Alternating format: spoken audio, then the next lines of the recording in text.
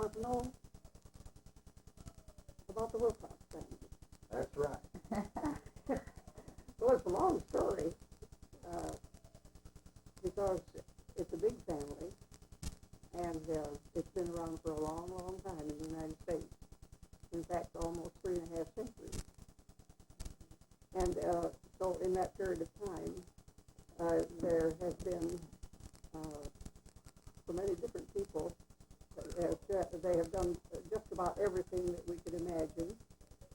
There have been farmers who have, in the early days, cleared the land, cut down the trees, built their houses, established their homes in the frontiers, and their wives who went along with them and worked just as hard as they did, had their families under the most adverse circumstances. And there were the mothers that packed the dinners for their husbands and wives as they left to go out to fight the British in the Revolutionary War. There were lawyers. There were ministers who went out and followed to the frontier, and in the very early days, the frontier was western New York and Ohio, and no one thought of going any farther west than that. That was the West. Were there any horse thieves in our family? Well, my father always said we should never look too closely into the history of our ancestors. If we did, we'd be sure to find a horse thief.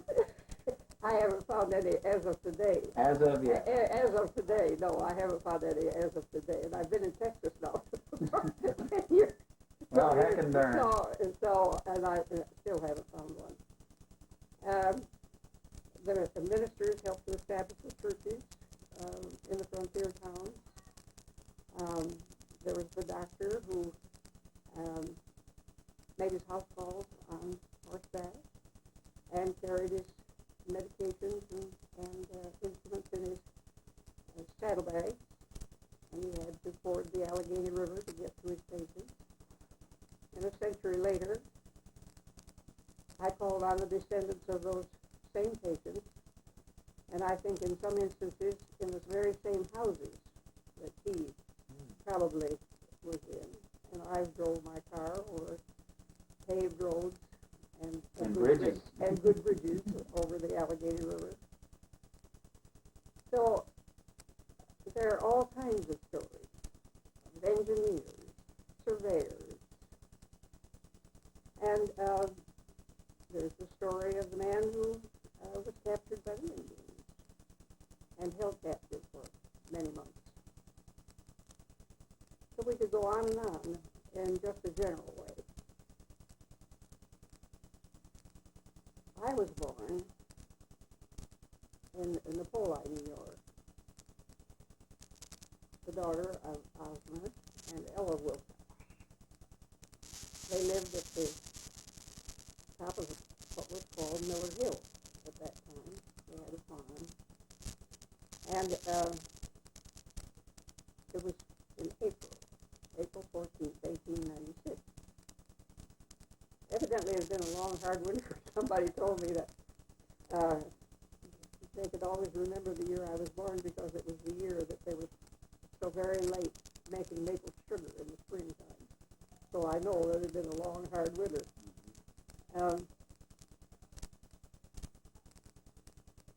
My brother Charlie, who was just 7 years older than I, just previous to this, had been given an old sheep in the land. Now, the morning that I was born, he came downstairs and found our maternal grandmother there, who proceeded to take him over to the bed and introduce him to his new sister. And she asked him which he'd rather have, the old sheep in the land or the new baby. Oh, I know the answer to that one. What he said? And he always loved to tell after we grew up that his reply was, "I'll take the old sheep in the land." And then he would always ask, and I never changed my mind. Never did change his mind. So Osmer and Ella Wilcox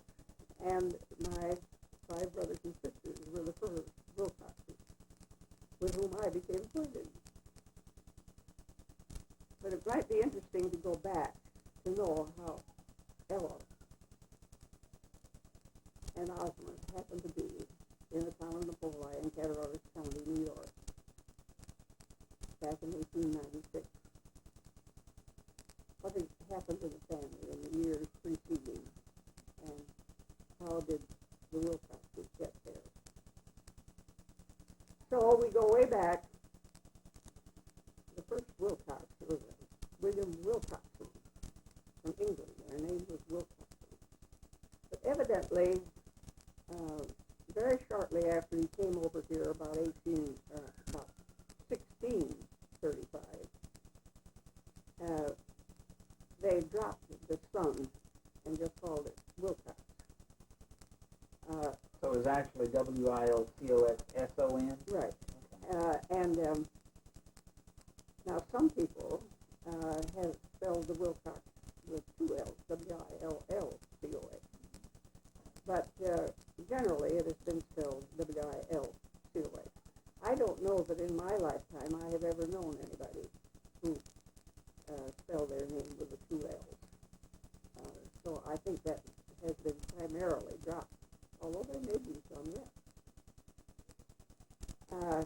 This William Wilcoxon left England and came over to Connecticut. The only record that I found as to why he came, as to one reason why he may have come, was that he was very fond of one of the ministers that they had in their church there in England, and this minister came to America. Now, there may be other reasons, and Maybe he was a horse thief. Trying to get away. maybe he was. But inasmuch as he was coming to because of a minister, right? I rather doubt that. There probably are many things of interest that could be known about the Wilcox family when they first settled there in New England. But I personally haven't gone into that very much. There is a book, a mimeograph book by Thomas Wilcox that tells considerably about the family, even going back into England. That book, my nephew Norman Wilcox knew that it had been written. In fact, Thomas Wilcox had supplied him with the names of several of the early generations of our family. Then he lost contact with Thomas Wilcox and was never able to find the book. And I finally found it in 1982, of all places, in Hawaii. I found 2 copies of it, but they were not for sale. And there are several pages in there that tell something about the Wilcox family in the early days of their settlement in New England. It might be well if we just reviewed a little bit of our geography of New England, because we're going to be talking about New England for quite a bit. And so that you people who have never lived in the East and who have no conception of the distances and of the location of the different states and towns that we will be talking about, I thought we might just review a little bit. We have, you remember, those of you who have been out of school for a long time, perhaps you've sort of forgotten that down here in New England are the 2 states, Connecticut and Massachusetts, and they lie horizontally, east and west, with little old Rhode Island down in here, tucked in between the 2 of them. Then up here, we find Vermont, just to the east of New York State. Lovely, oh, lovely, lovely Vermont. It's just a beautiful state. I hope you can all see it sometime. And then the east of that is New Hampshire, also a beautiful state, beautiful mountains. And then coming on up into Maine. And Maine, I hardly know what to tell you about Maine. I often think of Maine as that when God created all of this Northeast and all the United States, when he finished up, he finally had a handful of earth, and he picked it up and threw it, and it landed up here in the northeast corner. And Maine is really a little more like Canada than it is like the United States, but a very interesting and beautiful state at that. And so it was down in here in Connecticut that the very first Wilcoxes came, but they within a few years, had moved up into Massachusetts. And eventually down at Sandusfield, which is in the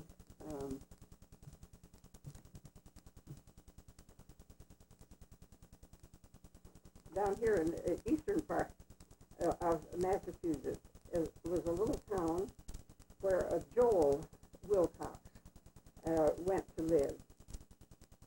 They had moved there from Connecticut to Sandusfield. Now, Sandusfield, I cannot find on the map at the present time, but I believe it to be have been near Falls River. Do you know what year that would have been? Mm-hmm. I don't know when they moved there, no. But anyway, Joel Wilcox moved there, and then it was there that my great-grandfather, William John Wilcox, was born.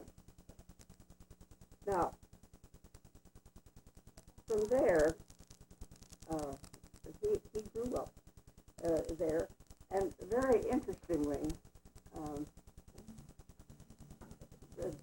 and the vital statistics of Sandusfield, we find that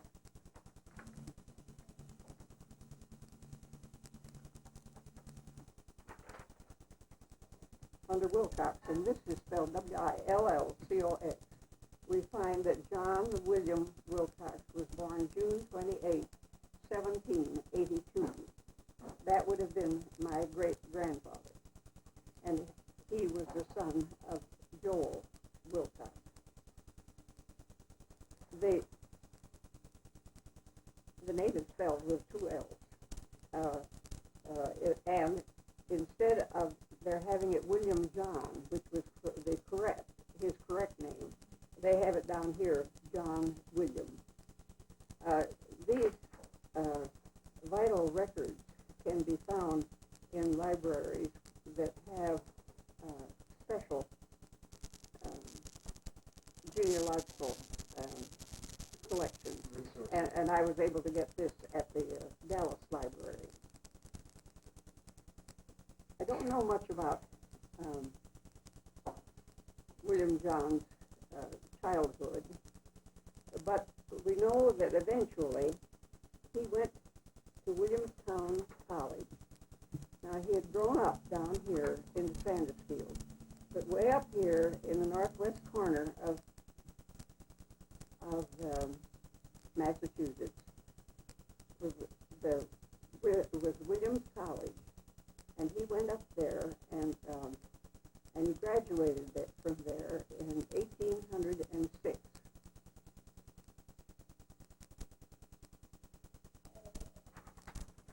Now that was a distance of probably approximately 150 miles out there.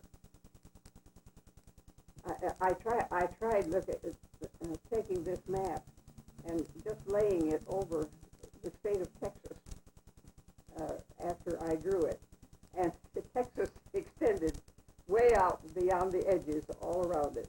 So distance from Buffalo across to Boston is about 450 miles. And in the first 100 plus years, the extent of their motion was in that 150-mile range that you just described. That's right. The first day I came here, he came here up to Williamstown. Mm-hmm. He graduated from there in 1806. Now, the story of his life that we know the most about begins in Williamstown. While he was there in college, whether he was a classmate, I don't know, but there was a Byram Green who was a student at the college. Mm-hmm. And Byram Green's father and family lived in Williamstown. And Byram had a sister, Lorena. And so I suppose it was through that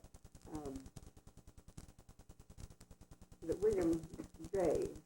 became interested and fell in love with Lorena and finally married her. Now Lorena was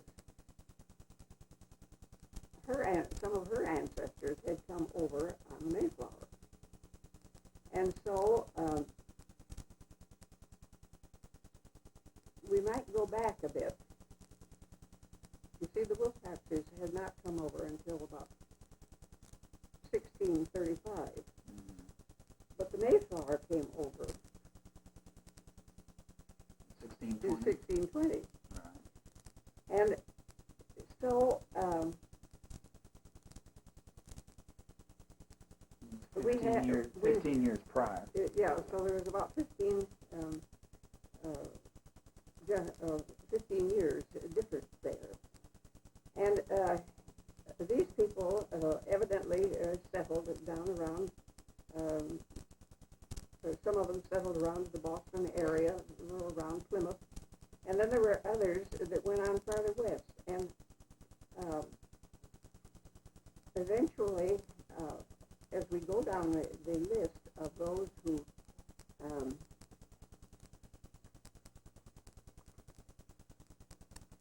it was Peter Brown that we were related to who came over on Mayflower. And that's the list of the Mayflower passengers that you have in your hand now. No, I have a list here. This is just the list of those to whom we are related. Okay.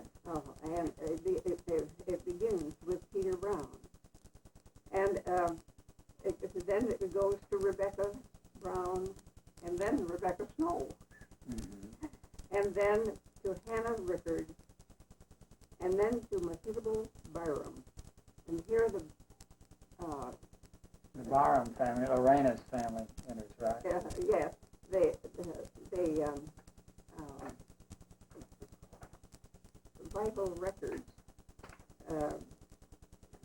No, I don't have that right here. But the vital records show that Mehitable Byram, about her being born in Bridgewater. You can find that in 1730. And then she finally marries Joseph Green. And this Joseph Green, you see, was the one that this Byram Green was the father of this Byram Green who was in Williams College. The Byram Green became a Presbyterian minister. Well, hello! Sunshine. Hi! Yeah. That's good. That's not part of the script, fool. So By the way, the cat's not related to any of us. So, you can imagine to go to college that William J. had come up here, and now living over here, or living right in that town, was this Joseph Green. But Joseph had previously lived in this little town of Windsor, and all his children were born there, including Lorena. order to educate his children, he had moved to Williamstown. And it was up there that the Wilcoxes and the Greens got together. Now, Joseph Green was in the American Revolutionary War. And I have been attempting to get my membership in the DAR. Now, that's been a portion of your reason for all this research, right? Yes, that a part of it, yes. So I wrote into the DAR and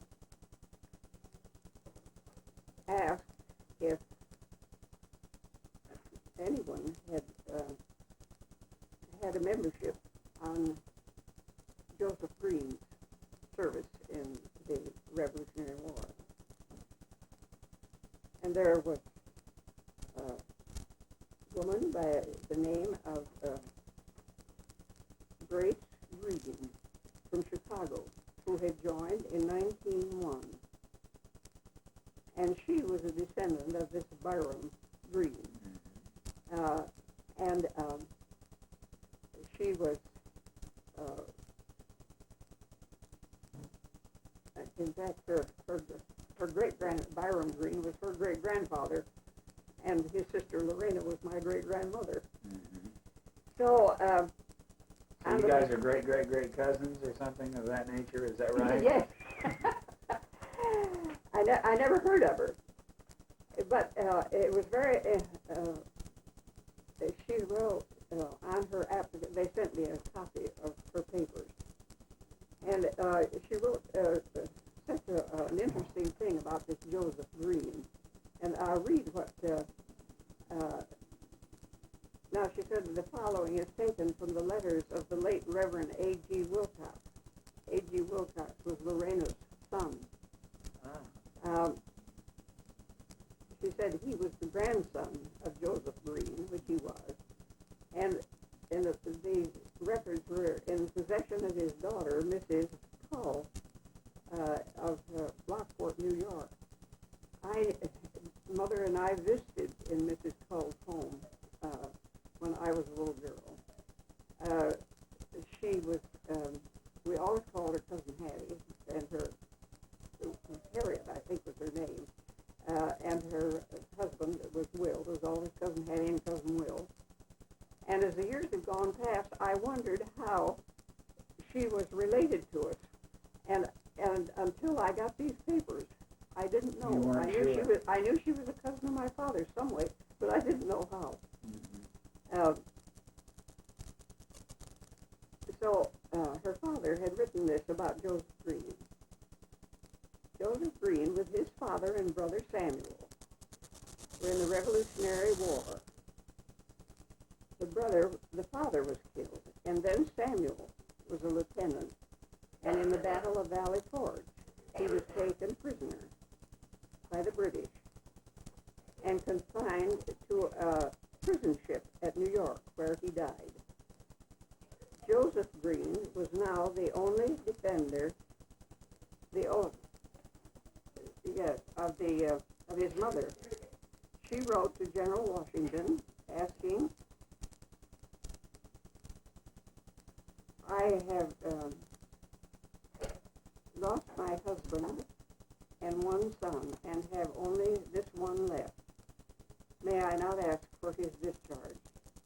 Her request was granted, but Joseph did not accept it.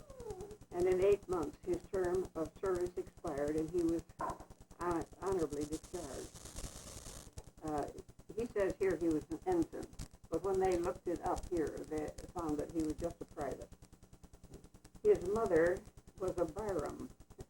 Here we get this name of Byram again. The Byram came from near Edinburgh, Scotland. The Greens were from Winchester, England, and emigrated here in 16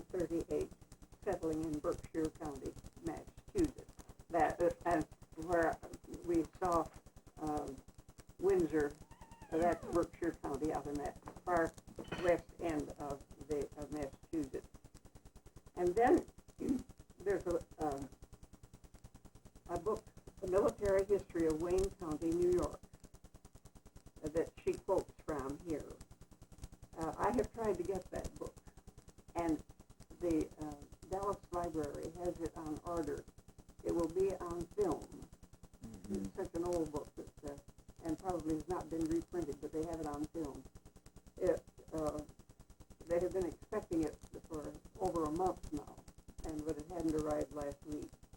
But this is what it says about Joseph Green. Is there room in our family tree for a dead cat? Oh, I'm sure. At the point that this fell over, let's take a break. Oh, I can read you that. You'll remember in the last unit we added a dead cat to our family tree, which it had just knocked over. And now we're going to continue. You were talking about the book, Aunt Helen. Yes, as I was about to read before I was so rudely interrupted. We were musing during the break that it's amazing that a living being can be so close to death and be unaware of it. She's now locked in the utility room. She is. She won't be any further bothered. Further interrupted. Well, anyway, this is what Grace Green had copied on her application for her DAR membership relative to the military history of Joseph Green. Joseph Green was 21 years old when the Revolutionary War broke out. He was one of the 45 men who marched to the Plymouth Courthouse and compelled the royal court to disperse. He served throughout the war and was in several prominent battles, and was present at the surrender of Cornwallis in 1783. Imagine being present for that. Joseph Green settled in Windsor, Mass. We spoke about that and showed it on the map earlier. Afterwards, he moved to Williamstown to educate his children. He passed his last 2 years in Sodus, New York, with his son, the Honorable Byram Green, and died June 12, 1835, aged 81 years. He was buried in the old village cemetery. Though entitled to a pension under the law of 1830 or 31, he declined to apply. He was a captain in the Army and served under General Stark. There again, they have marked on here that he was a private. So when he went to Sodus, we'll find out in a minute why he went to Sodus. Sodus, New York, was over here west of Syracuse. And as we have, that would have been another probably 150 miles west of Williamstown. And so now their range is 300 miles. Yes, yes.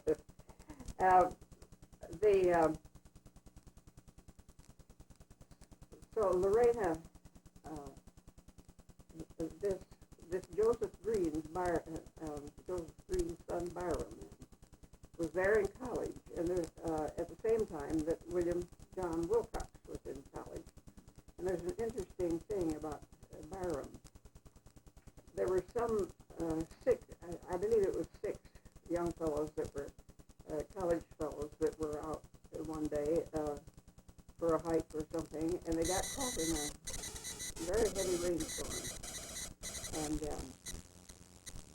so they dug out a hole in a haystack and got back into it to stay there until the rain was over. And during the time that they were there, they evidently got to discussing the fact that there were no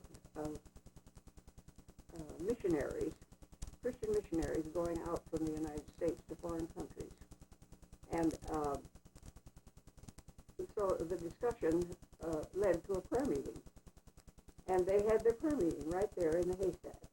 And as a result of that, 2 of those young men later on went as foreign missionaries from a society that was formed as a result of their having had that prayer meeting there that day.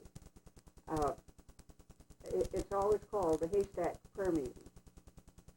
my brother Walter and I were taking a trip to New England back in '59. We came into Williamstown, and I had forgotten all about this haystack meeting. As we were driving down the main street there, all of a sudden I saw this sign that said, Haystack Prayer Meeting Monument. And I said to him, turn left quick. And he, of course, had no idea what I was talking about, but he did. And he said, well, what is so interesting? And I said, well, the Haystack Prayer Meeting Monument is down here somewhere. And he had forgotten all about it.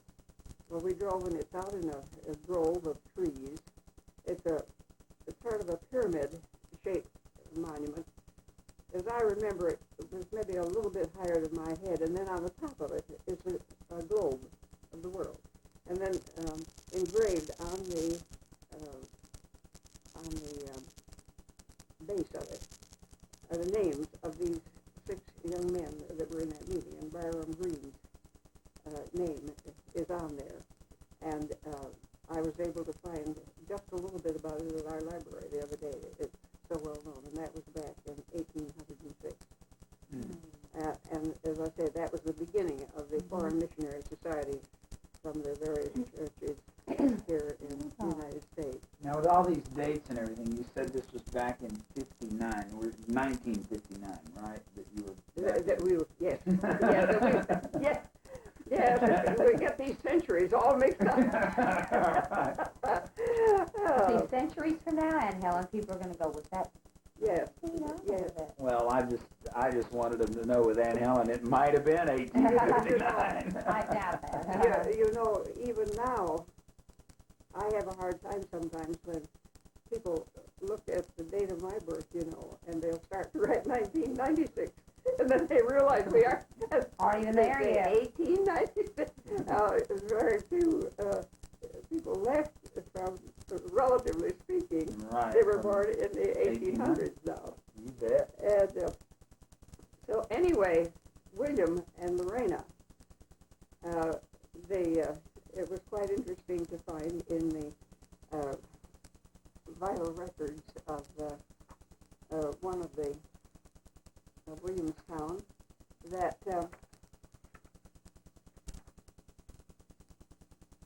Lorena and William J. Wilcox of Sandusfield registered their intention to marry on January 15, 1808. And up at my niece Wilma's in Napoleon, New York, we have a chest of drawers that Joseph Green was supposed to have made for Lorena for a wedding gift. And it has the date of 1807 chiseled into the bottom drawer. So that's about 175 years old now. Beautiful, beautiful condition. Let's make sure that we never lose track of where that is and what kind of shape it is in and that kind of thing. That's right. My word. Mm-hmm. So William J. Wilcox became a Presbyterian minister. Now, he was married to Lorena Green, and he came over in 1808, 2 years after he graduated from college.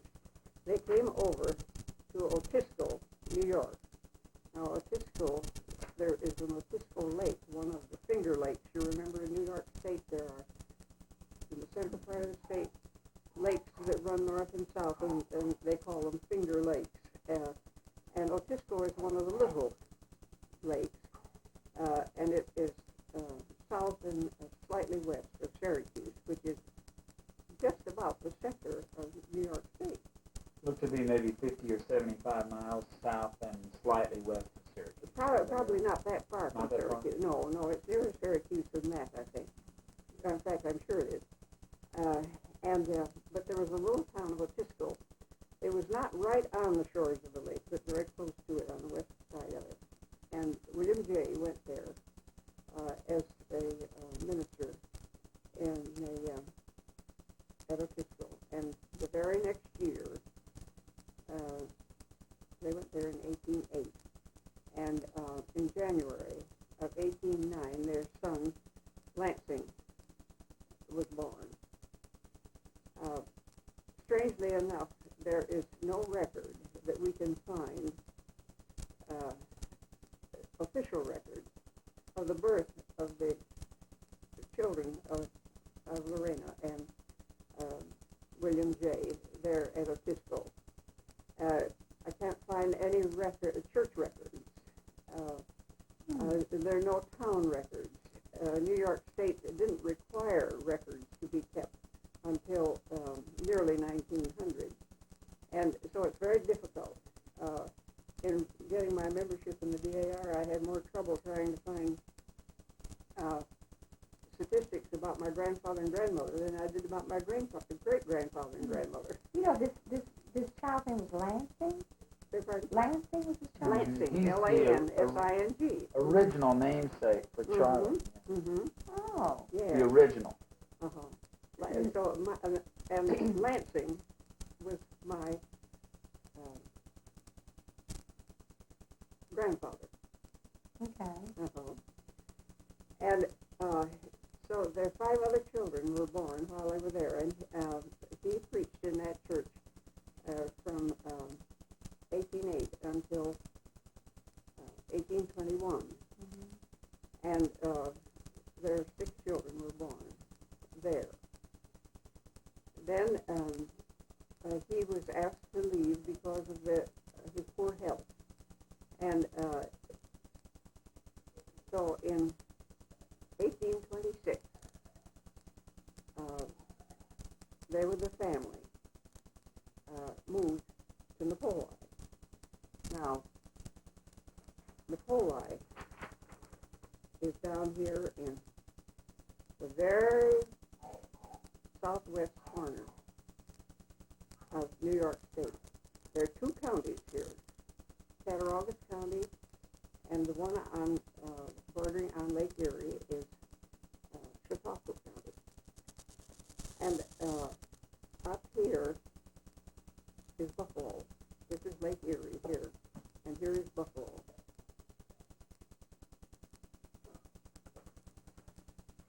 And Napoli, as you're driving through it at this point, if you blink, you've missed it. That's right. No. Jack Jack and I drove through there 2 or 3 years ago, 4 years ago maybe, and we thought Little Valley was a tiny place. But Napoli, you would miss it if you weren't very, very careful. You know,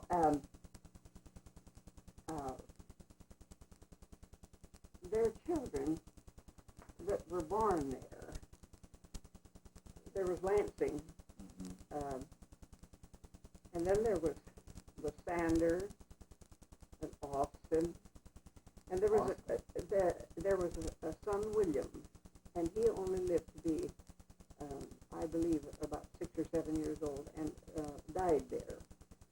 When I saw the list that someone had, and they had the name of William, I said, well, I never heard of a William. That must be a mistake.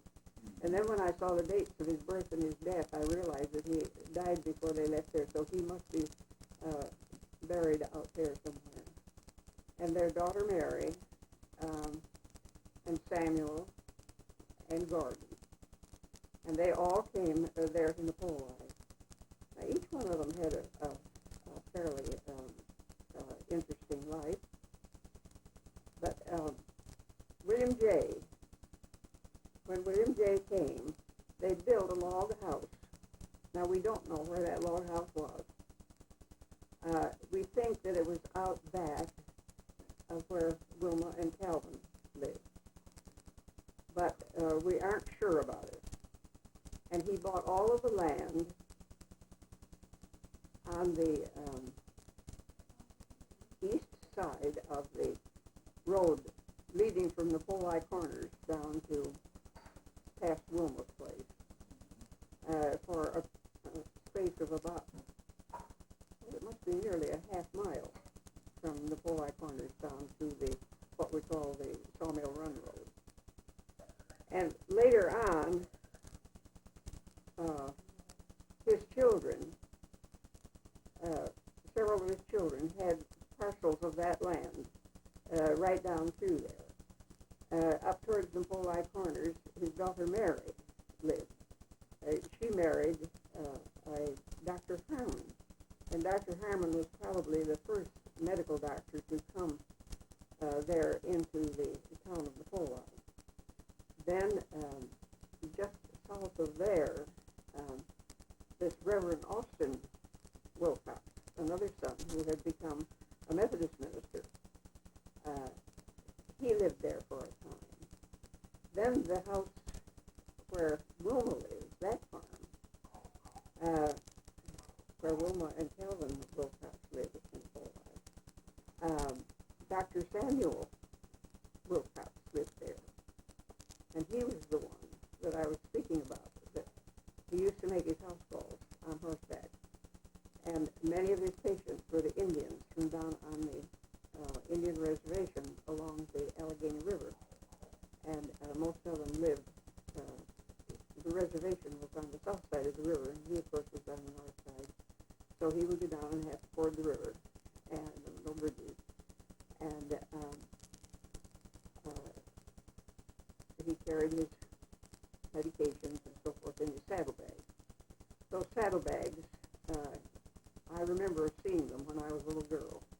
They were up in the attic at my brother Bert's, but they got thrown away, unfortunately. What were the years that he would have been a medical doctor then in that area?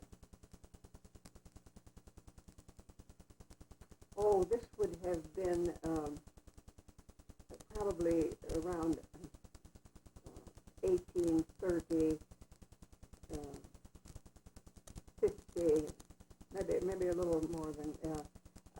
I have his obituary somewhere that tells considerably about him and the training he had, and I'll try to get that out so that we can have a little more about it. But then south of him was Lysander Wilcox, his brother, and there is a great-great-granddaughter of his who lives there, or of Dr. Samuels, who lives on Lysander's old place today in 1983. I saw her last summer and had quite a long visit with her. She had some two family records that I was able to see. Then his son, he had a son, Gordon, who went to Missouri, and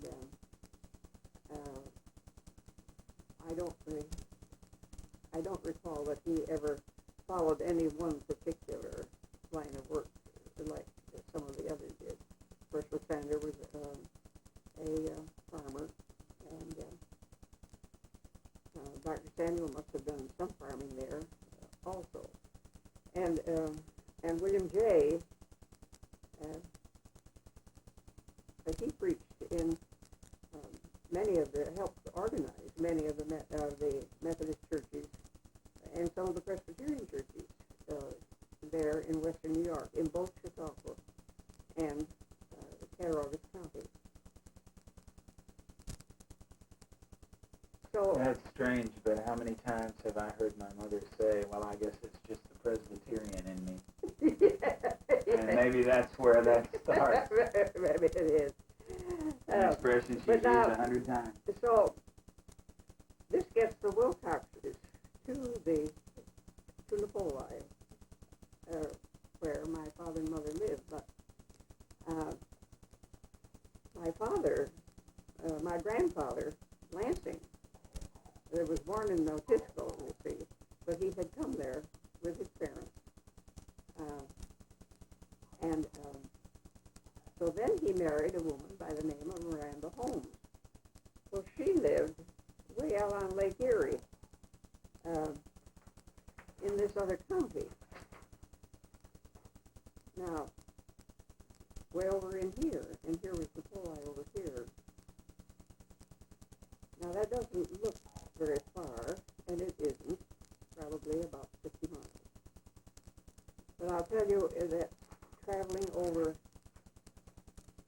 very rugged hills, across some swampy lands, and it would have been through the woods. And I think in those days there were also some would lay logs on or planks down where the mud would get so deep, you know, and it must have been a very rough ride. They also call them, I think, corduroy roads. And our corduroy roads, yeah.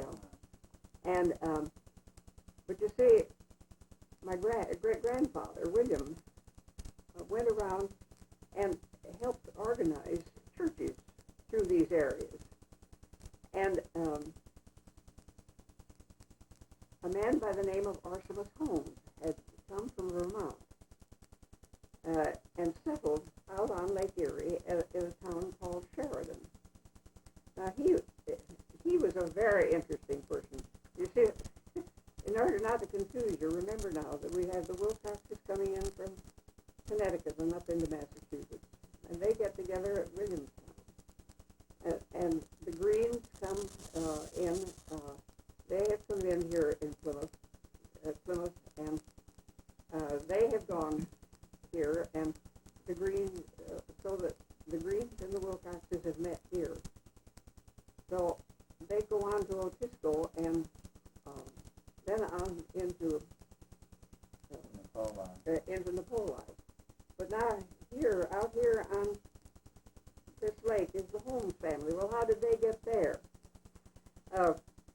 They did live in Massachusetts, and then following the war, Artemus went to the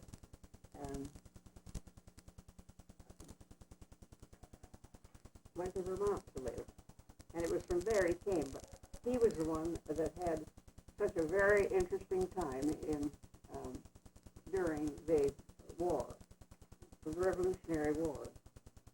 Now, he was born in 1757 in Pembroke, Massachusetts, and he was a lieutenant in the Britannic Majesty's service, as his father was. But I won't read all of this, but you remember my telling you at one time that he was taken a prisoner by the British forces, and he was in prison up at Quebec. In May of 1776, the siege of Quebec being raised, the army proceeded to Ticonderoga and Mount Independence and was attached to General Patterson's brigade. And then General Patterson, being ordered to the relief of the Southern Army, marched with his brigade to Morristown, New Jersey. But Mr. Holmes, enlistment having again expired, they evidently enlisted for very short periods of time during the Revolutionary War, because never knew when you'd want out. Each one, it will speak about it. He went and served this long, and then he re-enlisted for. And he was gone 3 or 4 months, and then he re-enlisted again. And at this point, his enlistment has run out. Yeah, and his enlistment having again expired in 1776, he enlisted in a company of Rangers attached to a Green Mountain Corps. And the next November, he participated in the capture of Mount Defiance. Having ventured too far from the lines at Bellows Bay, he with a single companion was taken prisoner and conveyed to the island of Orleans, 9 miles below Quebec. Thrice, with about 60 other persons, he was put on board of a prison ship at Quebec, and on the night of July 27, 1778, he with 3 others made his escape in the ship's boat, the ship's watch and 3 sentinels being on the dock at the time. They crossed the St. Lawrence under the protection of night and plunged into the dense forest that lay between Quebec and the American settlements. For 17 days, they pursued their way without compass or guide through the dreary wilderness, subsisting the first 7 days on 4 hard biscuits and about 8 ounces of salt pork per day for each man, and after that for the remaining 10 days on the inner bark of the white pine trees. On the 17th day after their escape, they were all recaptured by a party of Indians and conveyed to Montreal and again confined to the prison. After about a month's confinement, Mr. Holmes, with Roberts and Hugh, again escaped by leaping to the second-story window of the prison. Having the courage to escape again. The prisoners had a guard of 18 men, 3 of whom were on duty. After clearing the building, they made for the outer gate of the prison yard and attacked the sentinel, who slightly wounded one of them. The sentinel being overpowered and the gate forced, they ran for the city wall, which they scaled, and reached the St. Lawrence about 2 miles below the city. And here they found a canoe without paddles. But with the aid of 2 stakes from a fence, they succeeded in crossing the river, which was 4 miles wide at that point, Whoa. and plunged again into the forest. And after encountering a series of hardships and dangers, and being pursued and pressed by the Indians, whose grasp they twice eluded by stratagem, they finally came to the frontier settlement of Moncton, Vermont, on the 14th day after their escape. He now resumed his residence at Springfield, and on the 18th of February married Ruth Webb, daughter of Disborough and Jerusha Webb of Charleston, New Hampshire. And After all that, he didn't re-enlist, did he? but he went back to Vermont. He went to Vermont anyway to live.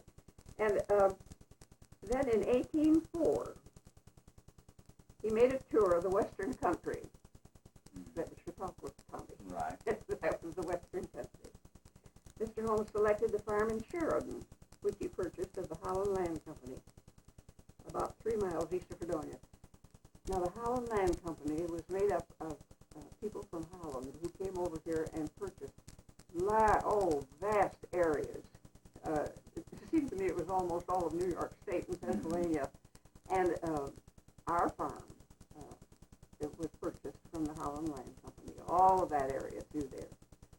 These men had bought up. And in the winter of 1804 and 5, he left Sherburne with his sons to Lansing, Oregon, to prepare accommodations for his family in their proposed western home. In June of 1805, the rest of the family followed in a covered 2-horse spring wagon, occupied by his wife and 7 children. Now, from Vermont, this would have been 300 miles. At Bloomfield, they were met by Mr. Holmes on horseback. As a side saddle formed a part of their equipment, it was used by the females of the party by turns. Of course, no lady would get on a regular saddle. No. No. Heaven forbid. I wonder what he would have thought of his great-granddaughter. Jumping on one of the draft horses. At 86, wearing slacks. They passed through Buffalo, which they found to be a small settlement consisting of Crow's Tavern, a blacksmith shop, 1 or 2 stores, a bakery, and a few scattered dwellings. That's interesting. We can't think of Buffalo as being a little place like that. They forded Buffalo and followed the beach of the lake. They followed down Lake Erie from Buffalo. They followed down. Then, that was the only highway, just following the beach. Spending the first night 8 miles west of Buffalo, the next night at the mouth of 18 Mile Creek, and the next on Cattaraugus Creek at Captain Snyder's, who was described by the party as being an elegant gentleman and a perfect gentleman. At Silver Creek, they found a resident by the name of Dickinson, and a few miles farther on, a settler by the name of Francis Weber, and they reached their new home the same day on which they left Cattaraugus Creek. The family patiently endured the hardships incident to life in a border settlement, and Mr. Holmes became a prominent man in the vicinity and was distinguished for his sound judgment and exemplary life. The settlers always found him a ready and willing advisor. He held the office of postmaster for many years and was an elder in the Presbyterian Church. He parceled out his large farm to his children as they married, and retaining for his use the old homestead. And then eventually he moved on west to Killbuck County in Ohio, and he died there in 1835. But not his family, you see, were all born before he came there, and his son Melanson, who was the oldest one and married Olive Lee, was the father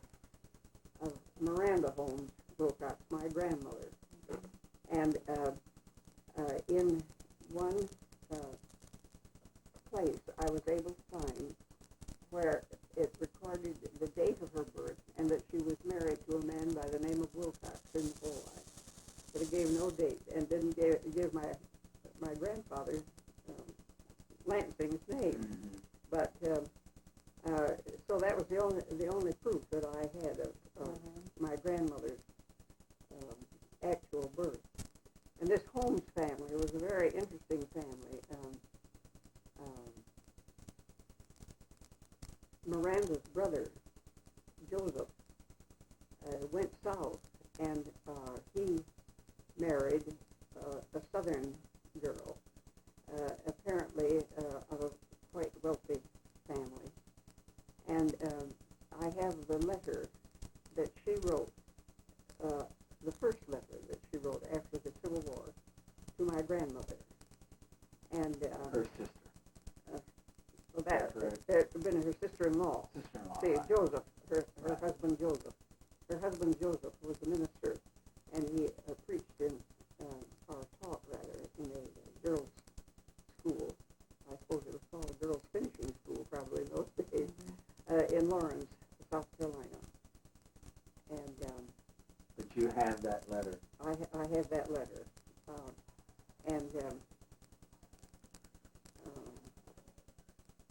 But anyway, Miranda and Lansing were married.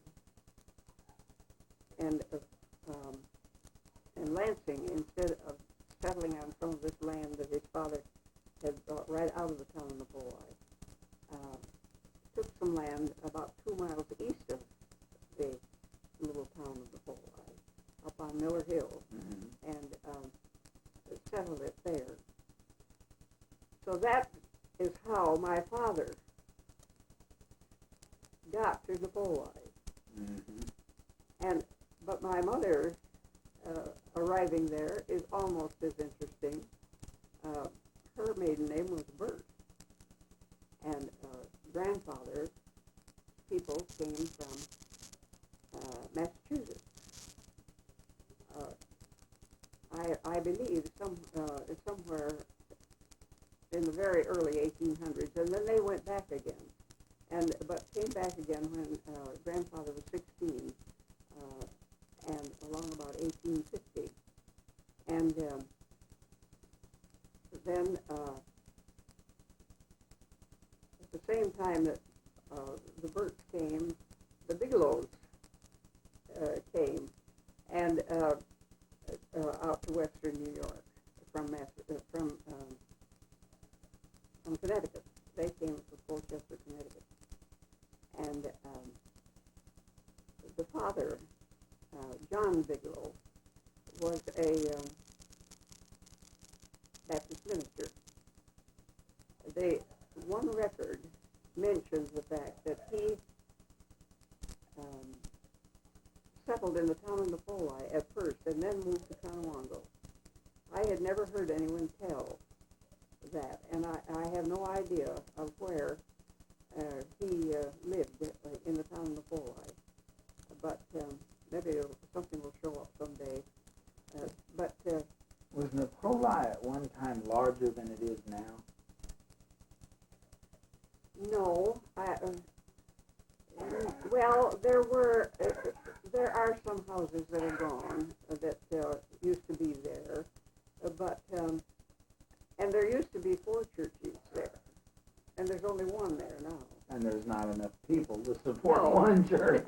No. The reason I asked that question is because with all the people coming into that area that we hear about, Yes. you would have expected that at some point in time, for the reason of a sawmill there or whatever, it might have been a larger place than it is today, because it is tiny today. It's hardly an intersection at this point. It is just an intersection. You know. When I was a girl, there has always, up until about the last 5 years, there's always been at least one store there. And when I was a little girl, there were 2 stores, general stores, and but there has been at least one there, and there was a stagecoach inn in the early days of Napoleon. The people who live there now is he's a retired Methodist minister, but he was an Apoli boy. We went to Sunday school together years ago, and he and his wife had just had the place remodeled a bit. They changed the woodshed into a den, put in a beautiful fireplace, and last fall when I was at Apoli, after church for the fellowship hour, instead of their going down into the church dining room for it, they invited the congregation to come over to the house. And he had always been interested in bees, so he has a few hives now. And when we got ready to leave, he gave everybody a bottle of honey. And of course, I had been in that home many times as a girl with my mother to attend various church meetings. And it's a lovely, lovely old place. Then this Reverend Waite's sister, who was considerably older than he, lived until about 2 years ago, to be past 90, and she was the town historian. She had evidently been a clipper for all of her life, and she had clipped many, many historical events and articles from papers and magazines, and had kept notebooks, and they have fixed her room into a library for people to use. And I spent about 2 hours there one afternoon just going through her scrapbooks and so forth. And I found copies of the Methodist church there when it was before they had a church, when they were having the old class meetings. And the first name on the list of members of the first class that was formed was Helen Wilcox. And then some of the, my Aunt Lucy was mentioned, and my father. He must have been just a little boy at that time.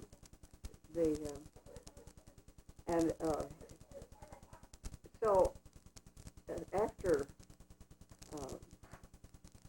John Bigelow came, his son John Spencer Bigelow came, and he brought quite a family with him, and among them was Emariah, his daughter Emariah, and she and my grandfather got together. Now, whether they had known each other back in Connecticut, I don't know, but I doubt it. I think they had gotten acquainted there, and they were married, and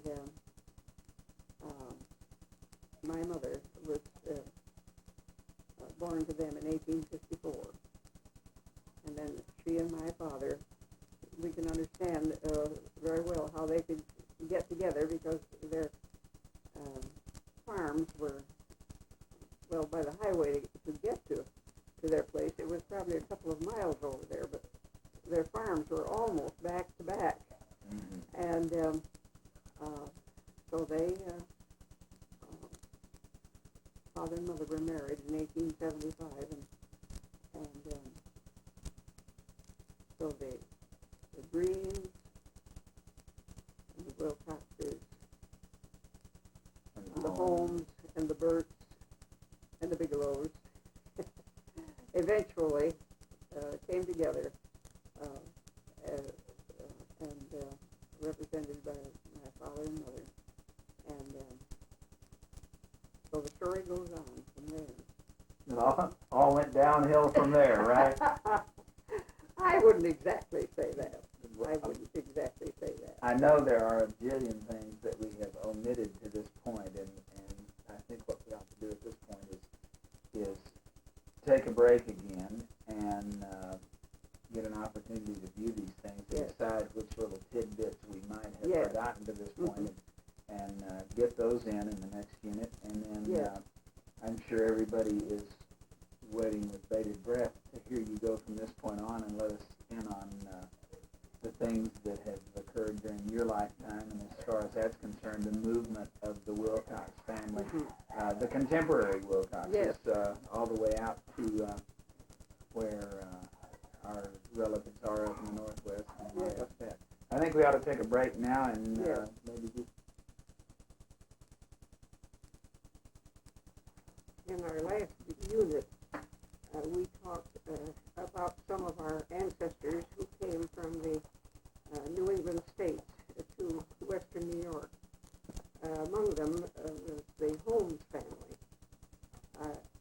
My grandmother was Miranda Holmes, and she lived in Chautauqua County and was born there near Sheridan. You recall it was her grandfather who was taken a prisoner and then escaped up at Quebec in the Revolutionary War.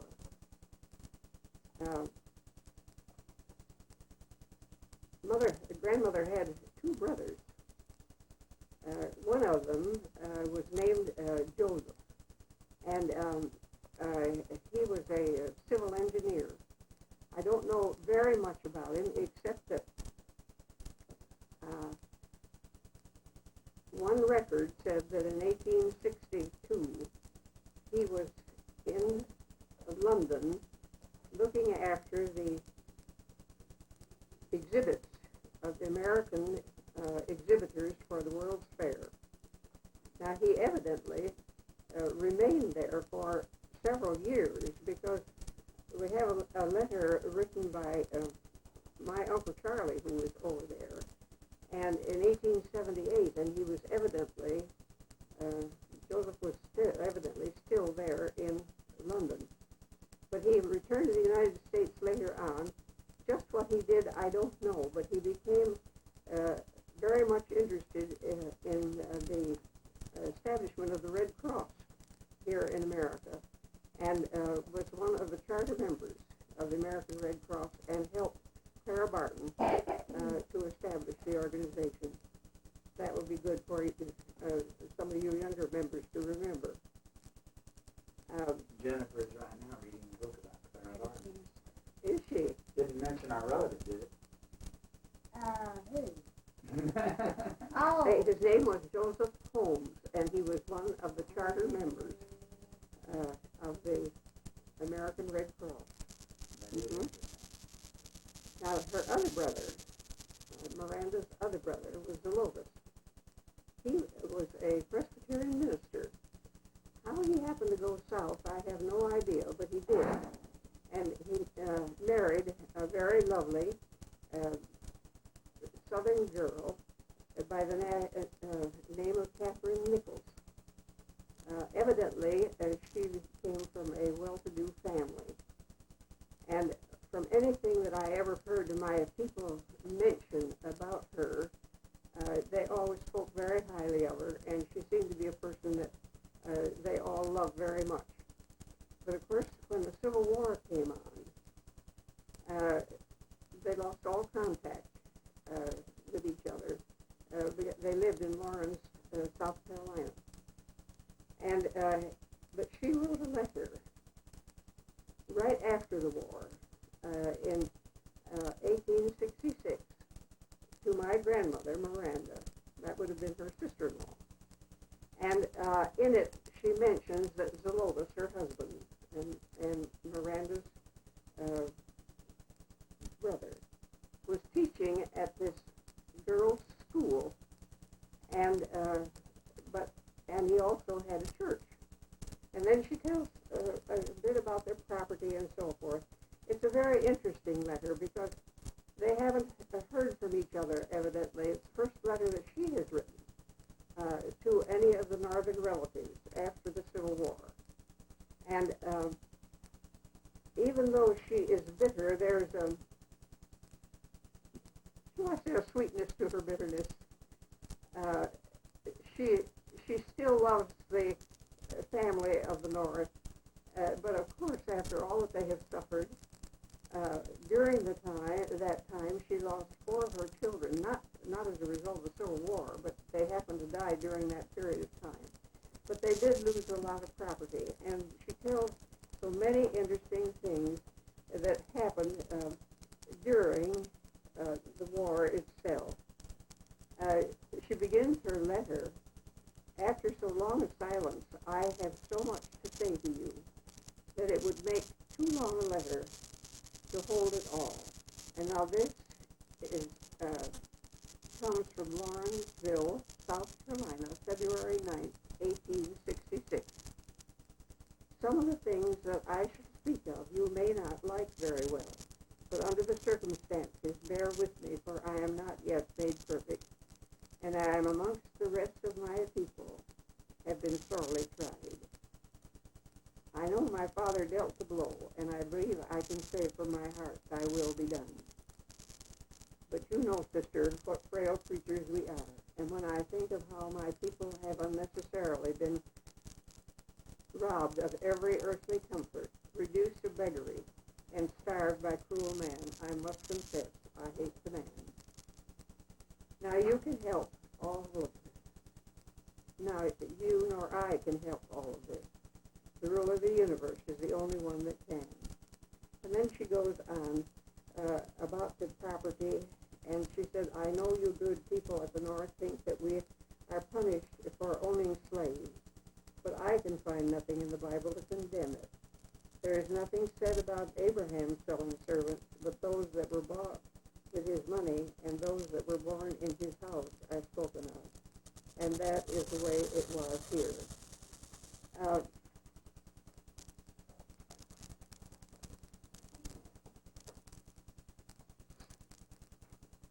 Later on, she tells, how many times within the past years have I said to myself, what new trial awaits me? My son has now started his long journey, and if nothing happens to prevent, he will be about 3 years away, 3 years, and this seems like a long while. She's got her son Nichols, and see, he had her maiden name as a given name. They had sent him to college in England because they felt so bitter toward the North that they wouldn't permit him to come up there to college, and so he would have to stay over there the whole 3 years. They couldn't afford the trip for him to come back home. But if he does well, I shall be paid for the sacrifice. I hope he will have a pleasant time with his father's people, for it did seem at one time that they were never again to meet as friends, and there's certainly no pleasure in such a prospect. She's referring here to her nephew and my uncle, Charlie Wilcox.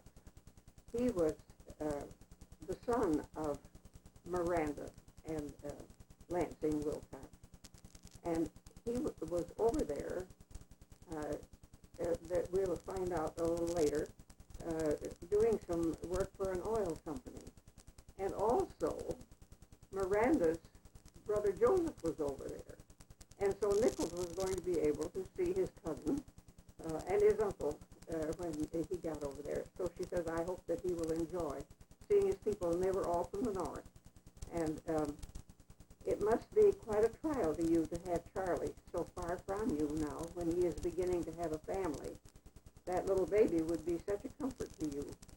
Charlie had just been married and before he went to England, or to Wales rather, and then the baby had been born over there. They will not want for attention for their Aunt Salome, for she is very kind.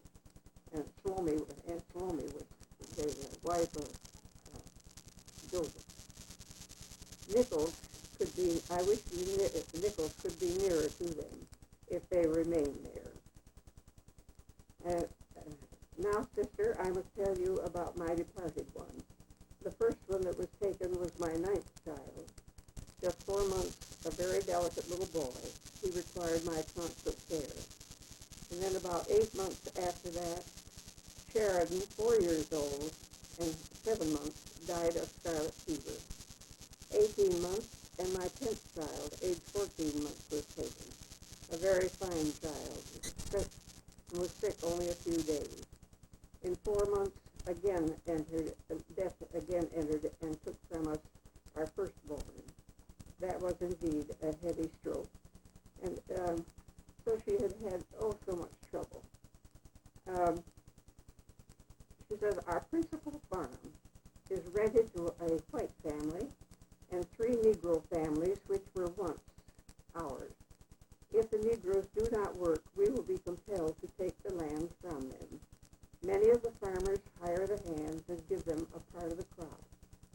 So Lotus could not do that well, as he does not live on a place, and he has the college and one church to attend to, which is enough. He hires a black man, the husband of one of our women, to attend to his yard, garden, horse handling, and wood cutting, and he allows his wife to live in the yard. Now imagine my family of 6 children, the cook woman with 7 children, the man's family with 4 small children, all living in the same yard, raising our chickens together, using out of the same garden, washing out of the same pot. All get wood from the same pile. Now how would you like to live like that? Some Negroes are so roguish that we cannot let them live near us, and some are so trusty that you can let them carry all your keys. My health is very good. My little Mary is running around and gabbing. She is the pet of the house, and Joe cuts wood, waters the horses, and follows the wagon when I let him. Now, he was their younger son. I let him. All the other children go to school, and all send much love to you. She says, do excuse my bungling writing, for I have to write in such a hurry. By the same mail, I send a letter to Mary. I wish you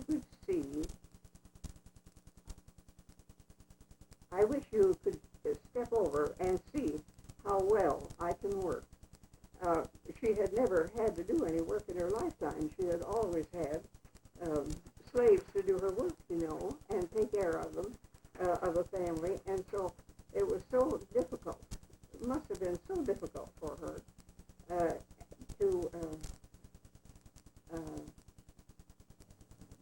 and then she says, now don't think that we grieve over our lost property, for we don't. I feel for those that have lost all, and for those that lost their husbands and sons.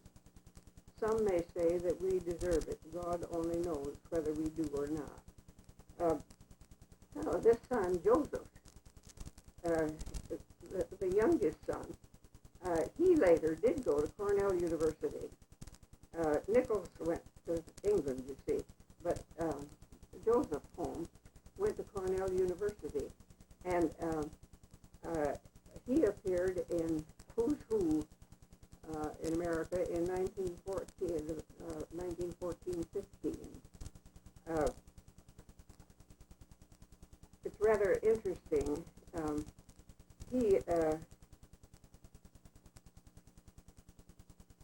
He was, after he graduated from Cornell University in 1881, having specialized in agriculture and science.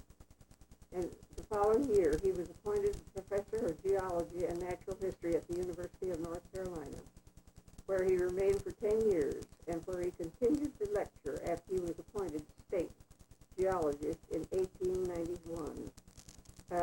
This article goes on to tell more about him. The waste of mineral resources was given much attention in the Roosevelt administration, and that was Teddy Roosevelt. And Holmes became prominent in the conservation movement. By 1907, the work with which he was associated had become so important that it was organized as the technological branch of the survey, with Holmes as its chief. And about this time, his attention was directed by a series of disasters to the investigation of accidents in mines and explosions and fires, and he became so interested in that they finally put him in charge of some of that, and he contended that dust from bituminous coal is dangerous by itself, a tenet contrary to the old belief that coal dust could not explode without gas. And at the first National Mine Safety Meeting organized in Pittsburgh in October 1911, mine operators were impressed by the demonstrations that he gave. Federal and state rescue stations were established in the coal and metal mining regions, and a number of railroad cars were equipped as movable safety and reserve stations, rescue stations. Holmes made popular the slogan, safety first. So when you see safety first printed somewhere, you'll know that Mr. Joseph Holmes had something to do with it. And they maintained an effective educational campaign for the reduction of industrial accidents. He finally was made superintendent of mines. In fact, they established, made such an office. They had never had a superintendent of mines. Just don't understand, do you, Lindsay? You're That's all walking right, in but- front of the camera. Um, Come around back behind Go that around. chair. Go around behind you. Yeah, just lay down over there. We'll go to bed in a few minutes. By 1915, he was forced to retire to a sanitarium in New Mexico, and in July, death came to him in Denver from tuberculosis. Coal mines closed while the operators and miners paid homage to him, and shortly after his death, the Colorado School of Mines established the Joseph A. Holmes Professorship of Safety and Efficiency Engineering, and the Joseph A. Holmes Safety Association was formed under the auspices of the Bureau of Mines. It'd be interesting to know whether those organizations are still in existence, wouldn't it? But that it gives us a little idea about the Holmes family, what happened to them, other than just to my grandmother.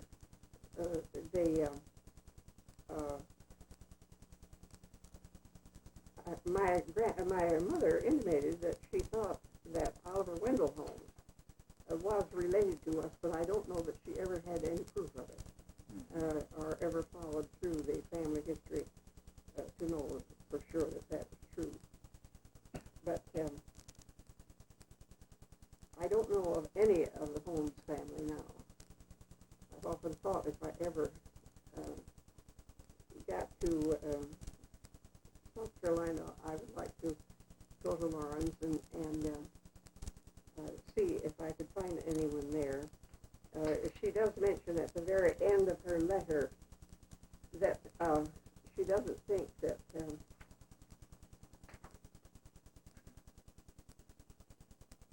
they would enjoy coming here for a visit so much just now as I think you would in another year. I hope in that time we will all feel better toward each other. And I know my father, I'm sure it was my father who went there. At the time, I think there was a World's Fair in Atlanta, and he visited in Lawrence. So at least one member of the family went south and visited the family after the Civil War. But I remember nothing about it, only that I remember it being mentioned that Father had been down there. Now, whether any other members of the family were ever down there, I don't know. And I don't recall of Aunt Kate and Uncle Lois ever coming north in my lifetime. They might have, but I don't really, earlier, but I don't recall of their ever mentioning it. Then I wanted to bring you up to date a little bit on the more about the Bigelow family. You remember my mother's mother was a Bigelow, and they had come from, the Bigelows had come from Connecticut. It's rather interesting to see what how times have changed. In this copy from the Connecticut Valley Advertiser for Friday, May 10th, 1901, here is an article, Church Discipline a Century Ago. Now this would have been 1801. And it seems that there was a Deacon John Bigelow and his wife Hannah. Now, we had John Bigelows there in Connecticut, but none of them that I know of whose wife was Hannah. Anyway, Deacon John and his wife, I believe, I'm not just sure what denomination they belonged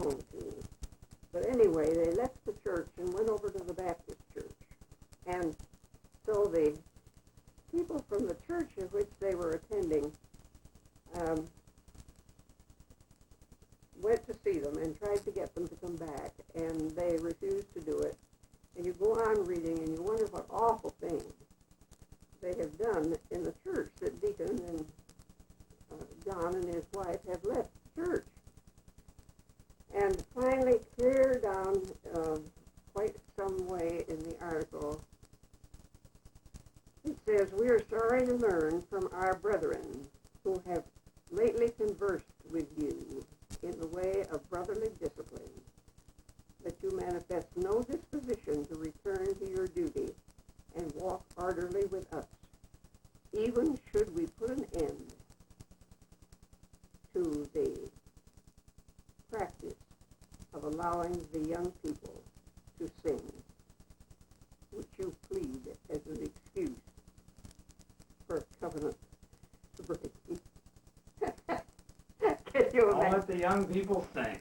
Well, I can remember as a girl, this probably happened around 1907 or 8, that the Wesleyan Methodist Church in the Poli had its first organ. It never, before that, they had singing, but they thought that a musical instrument in the church was not right. And I can remember when they bought their first organ for that little church. But here, in this church, they weren't even allowing the young people to sing. My times have changed. Why haven't they? But that was so. It's quite a long article. It's quite interesting. And to say the Bigelows came from Connecticut when my brother Walter and I were taking the trip through New England back in '69. Or 59 rather. There were several times that we saw mailboxes with the name of Bigelow on, and I would love to have stopped and inquired, about them. But at that time, I was recovering from a fractured hip, and I was still on crutches when I was walking out of doors. And so we didn't attempt to make any contact. But I'm sure that some of them were descendants of ours from somewhere way back. And but that and the first one to come was John Bigelow, who was a Baptist minister. And there has been preserved all of these years a copy of a letter that he wrote to President Andrew Jackson, who was called Old Hickory. He came from Tennessee, and he was rather an uncouth person. He didn't have too much school education, but had a keen mind, and evidently was not at all concerned about what people thought. He did what he thought was right, and if people didn't like it, that was all right with him. But that was the way he saw it, and that was the way he was going to do it. And so this is John Bigelow, who was my great-great-grandfather,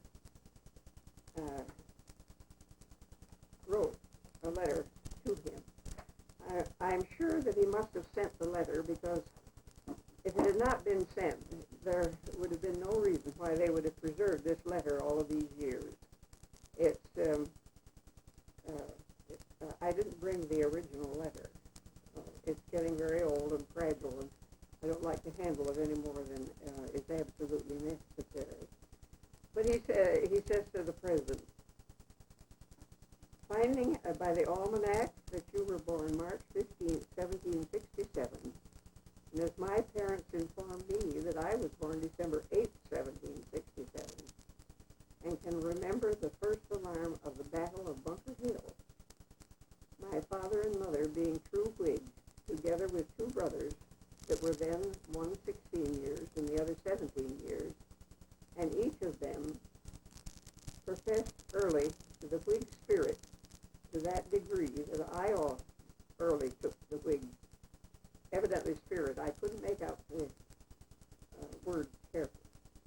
And that which increased it was the courage of my mother, which I often saw when some officer would frequently ride up to the door and rap after we were in bed and inform us that the enemy was at Newton or Providence, Newport, New Haven, and that you are subject to military duty, must take 12 pounds of cartridges and 3 days' provision, and meet your captain tomorrow morning to be ready to march as soon as daylight appears to head the enemy. As soon as the message was heard, my dear mother would hop out of bed to fix off my father and my 2 brothers with great sprightliness and hurry them off, telling my 2 brothers she wished they were Christians, but Oliver and Elihu, for that was their names. Go on, act manfully, fight your part, don't show yourselves cowards, for you are in a good cause to fight for liberty. These things caused a fire of liberty to be kindled in my bosom. After the traitor Arnold Burr burned North London and massacred the 60 men with Colonel Ledyard in Fort Griswold in the county of New London, I commended a soldier for a 2-month tour the next April and May. Then the murderer's blood was fresh on the platform.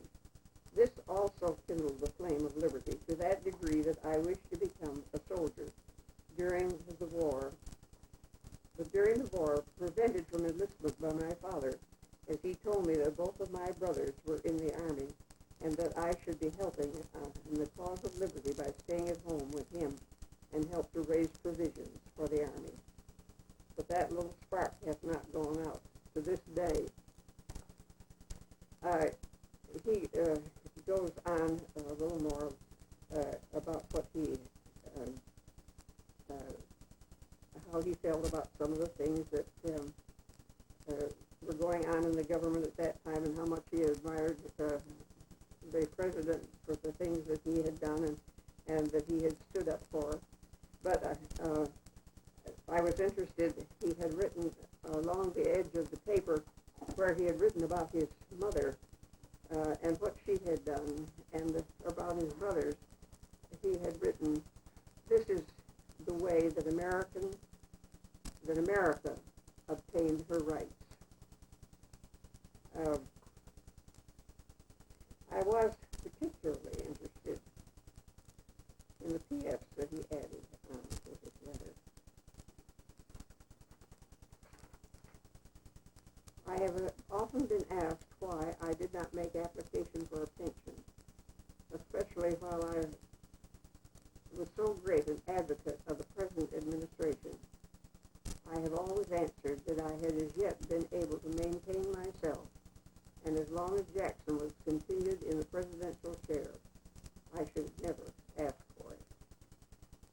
That makes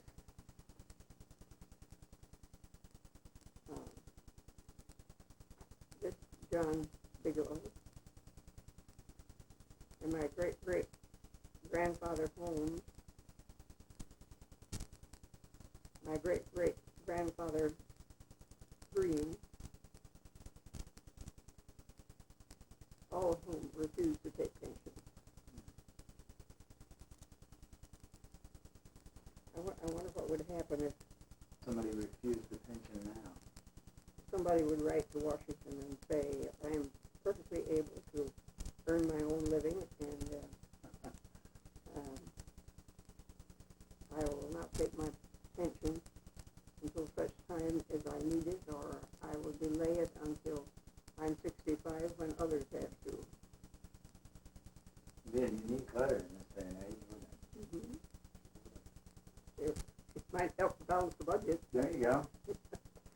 Make a big dent in it anyway. You could send Ronnie that letter and show him what some of his forerunners had as an advantage. Yes, that's right. Yeah. That was the John Bigelow that we've been speaking about. He had one John Spencer Bigelow that also came, and he brought with him some of his family from Connecticut, and they came to Napoli in Cattaraugus County, and then to Tonawongo, which is another township within Cattaraugus County, and they built a home up on top of what is called Cedar Hill. It's just about 10 miles from our old farm where we live. Miller Hill. Miller Hill. Mm-hmm. Cedar Hill is much higher than, longer than Miller Hill. Just about twice as long to go up it. And there the whole family lived. They had quite a family. And I knew most of them. Most of them lived within my lifetime. The only one that I do not recall ever seeing was their son Charles, who went to North Dakota and settled there. Their oldest son was John Wells, and I just barely remember him, but his daughter, Carolyn, or Carrie as we always called her, who was the mother of Laura Burt, we knew very, very well, and she lived to be 90, and passed away in 1960. Emariah, his second child, and first daughter, was my grandmother. And she married John Burt. And that was my mother's. They were my mother's father and mother. They were a nice-looking couple. And grandfather, I asked my mother one time if he was very tall, and she said, "Oh, not so extremely tall, no." And I said, "Well, I guess it was because I was so short at that time." You remember him being very tall. I remember him being very, very, very tall. But I used to love to have him come up to our place and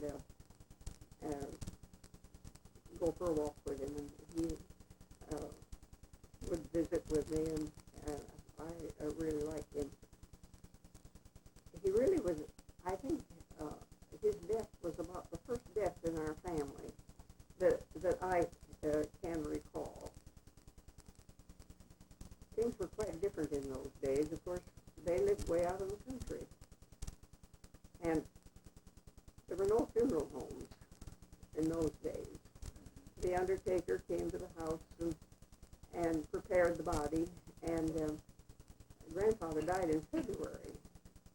And so all the roads were terrible. No improved roads. They were all muddy, and it was not. I know right at that time, we apparently had no snow, because I remember we went in buggies. But one story that I remember about when grandfather died, the undertaker came and, as I say, prepared the body, and then instead of bringing any casket, he brought they always had a sort of a cot that they laid the body on and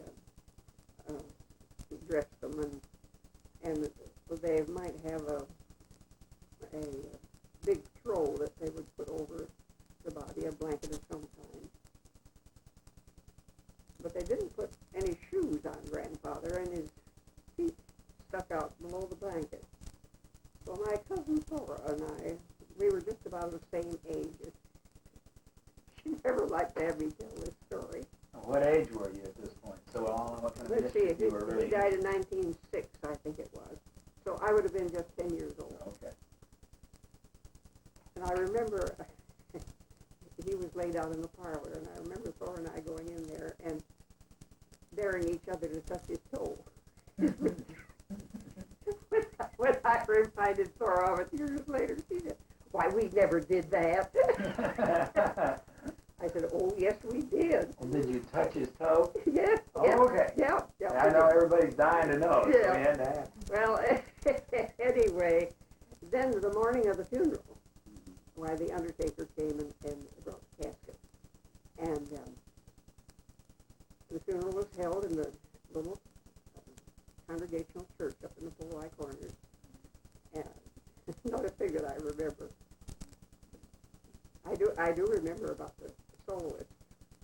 I remember they're singing "Near My God to Thee." I have no idea who it was, but I remember they sang "Near My God to Thee."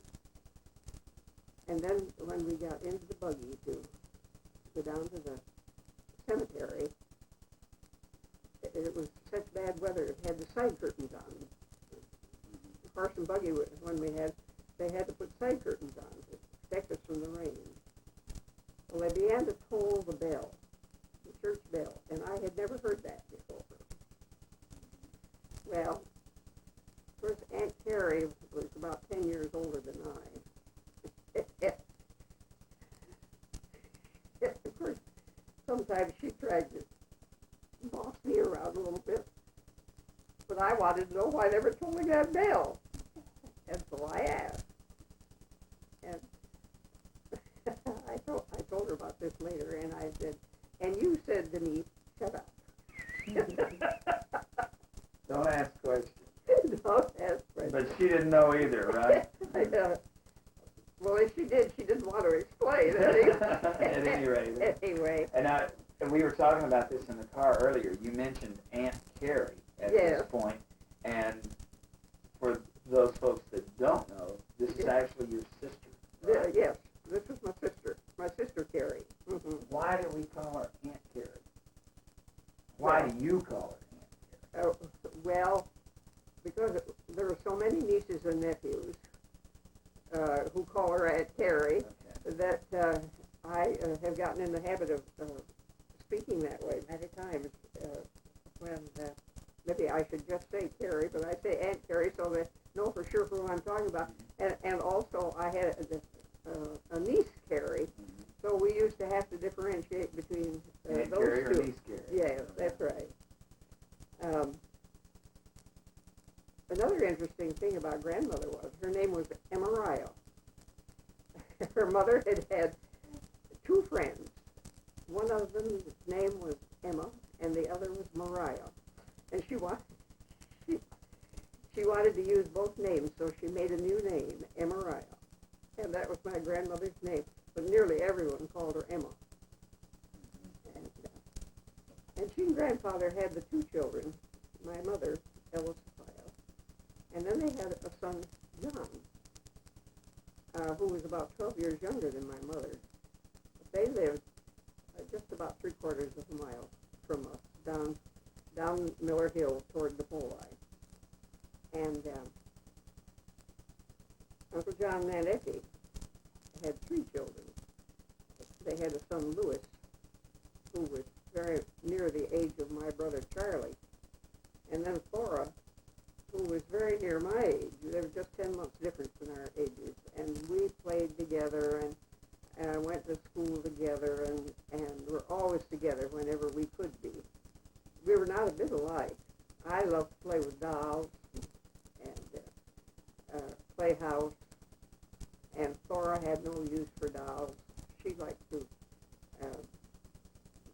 go to the barn and hitch up the horses and go out on the hay rides, and she enjoyed doing things that the boys did.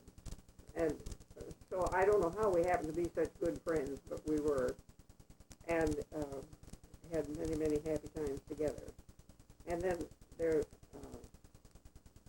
brother, Ralph Lee, and some of you may remember him. He came down for my 80th birthday.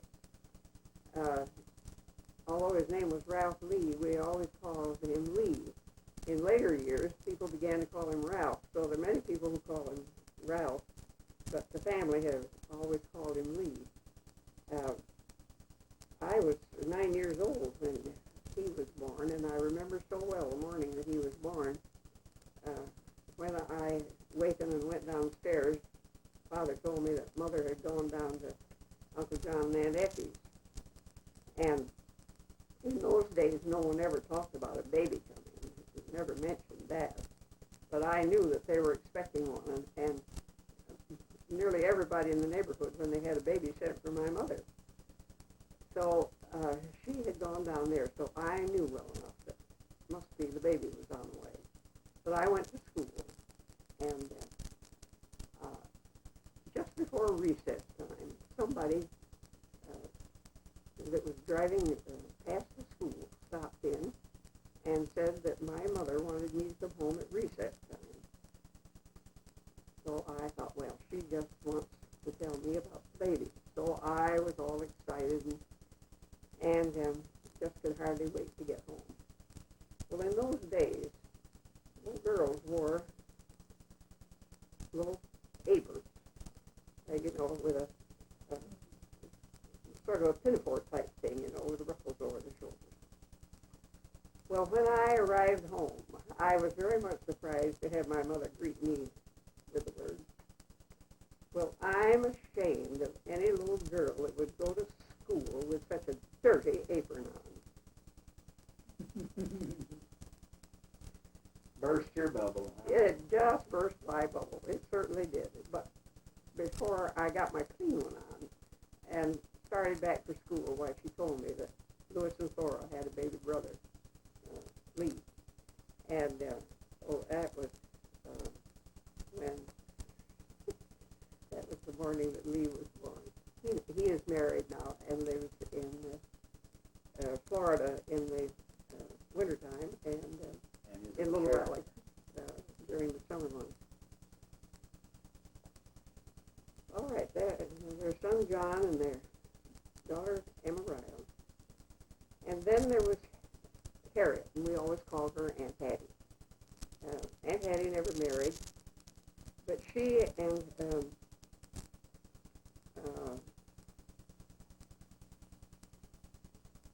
her sister stayed on the farm, and then there was a sister Annette, and Lydia Annette, and we always called her Aunt Nettie. And she married him, an Emery Seeger, and lived in Randolph.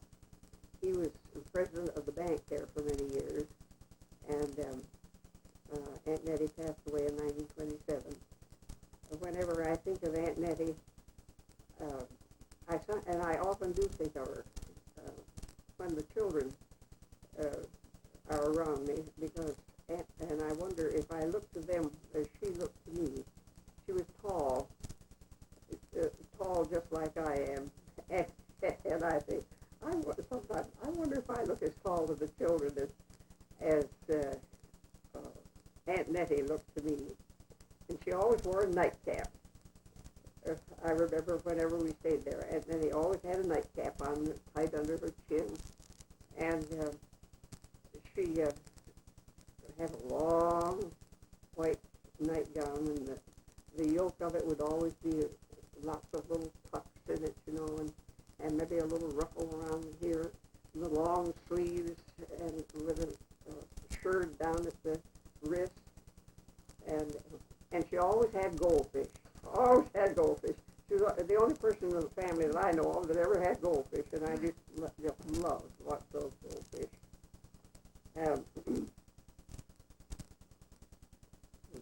Aunt Helen looked real tall to you, Jennifer?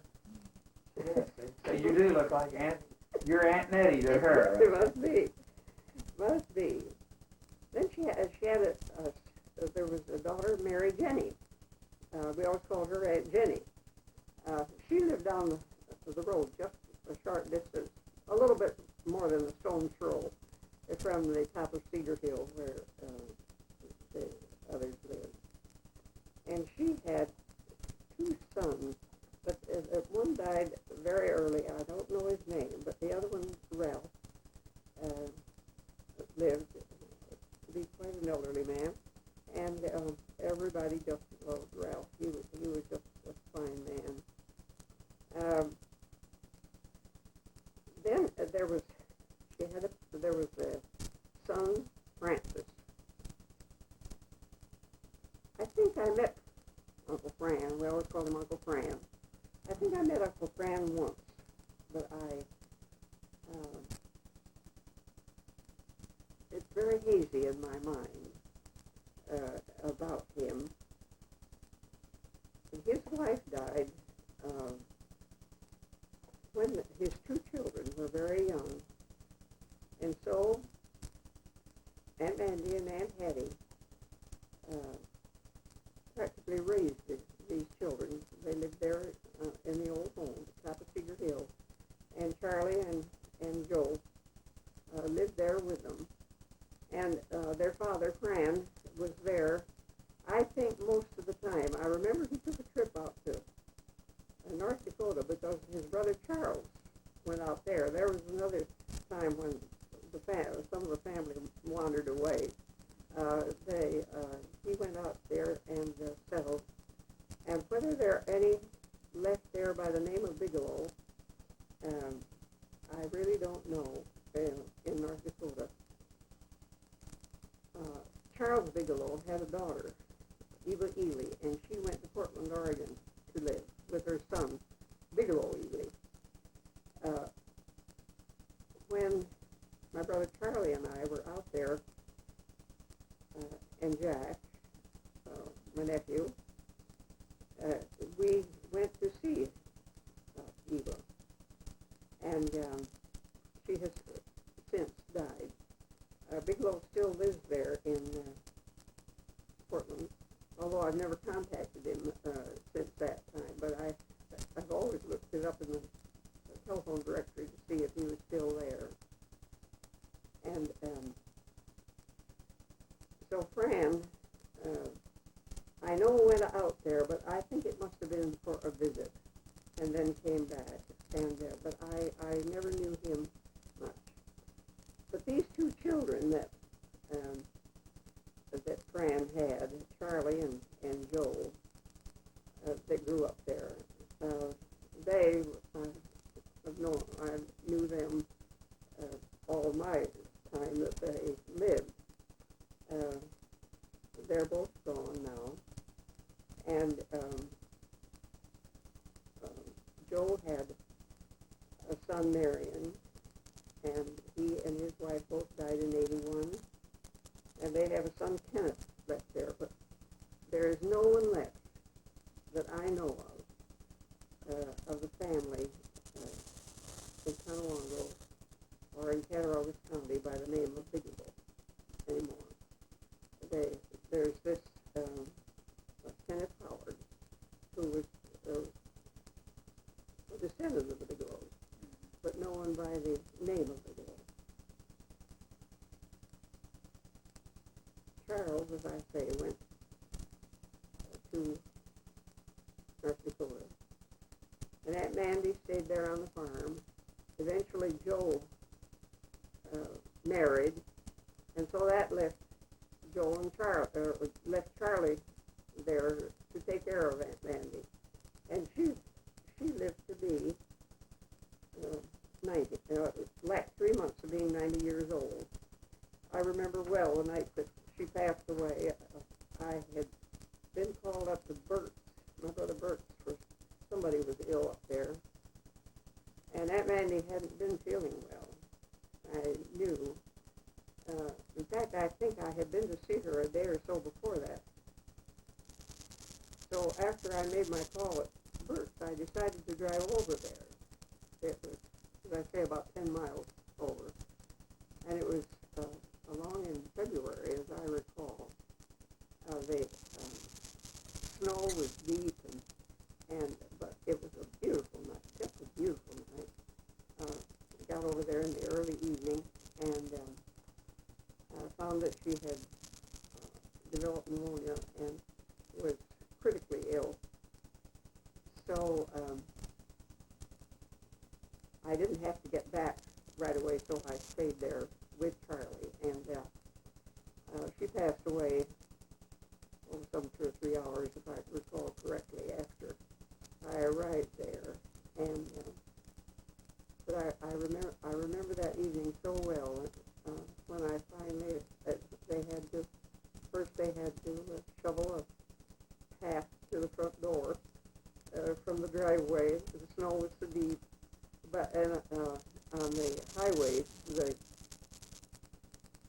highway was clear enough so far as the driving was concerned, but the snow was piled high along the edges of the road, and the moon was shining, and it was a beautiful, beautiful night. And so after she passed away, Charlie sold the old farm. It's now owned by an Amish family. But we had many, as a girl, I had many, many good times over in that old house. Another time I remember Laura and I went over there to stay overnight. Probably father or mother went over. We went over with them, and then somebody was coming back over to our place in a few days, and we stayed. It was the winter time. They asked us if we'd like to have flannel sheets. Well, we thought they meant outing flannel, cotton flannel sheets, and we told them yes. And instead, they had the old homespun woolen sheets, and we just spent the night just scratching. And we never did forget how we slept in the woolen sheets over at Aunt Bandy's. That would be tough, wouldn't it, Jennifer? It was just, oh, how we itched that night. Another thing that I remember they're telling about, which was really very unusual. When Aunt Nettie was married, she had a beautiful brown taffeta dress. It was what was called oil-boiled silk. And that taffeta, which is usually so awfully stiff and was softer. And the last time I saw it, which was about 1950-something, there wasn't a break in it. And it was made with a bustle and all full, across the back as they were in the long, full skirt. And in those days, at the wedding, the guests would be seated at the table, and then the bride and groom would come in, and the minister would stand, and they would go through the wedding ceremony, and then they would all sit down and eat. And there at the, I have a feeling that they were probably married in the kitchen, because that was the meeting place for the family. They cooked and ate in the same room, and probably had a long table. But I thought of it so many times, and that beautiful dress that she had. And my mother had told me about it. Mother was so near the age of some of her aunts that they were more like sisters to her than than they were aunts. And then I think that my mother and father were married in the same manner, because I don't know when. Aunt Ned and Uncle Em were married in 1879. They weren't married till after my mother and father were. They were married in 1875, and Aunt Ned and Uncle Em were married in 79. So that brings us up to... That gets us through the Bigelows, right? That Are we at gets a us- convenient stopping point? Can we take a break at this point and start up again here in a minute? I think that would be a fine idea. Okay, at this point I'll put Jennifer to bed. Yeah.